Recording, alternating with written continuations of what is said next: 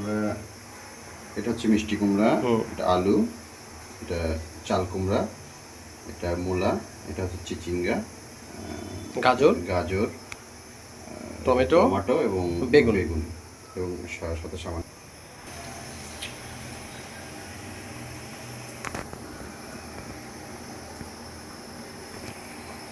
প্রথমে আমরা পেঁয়াজ, মরিচ এবং রসুন কুচিটা দিয়ে দেব। এটা কি তেলে ভাজা হবে? এটাকে সামান্য ধনিয়া পাতা আর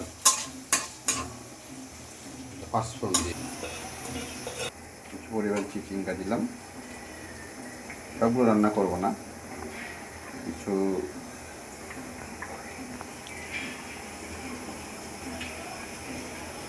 আলু দেবো একটু,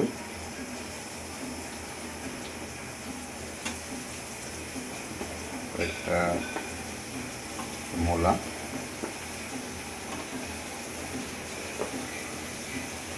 চাল কুমড়া, চাল কুমড়া, একটা বেগুন,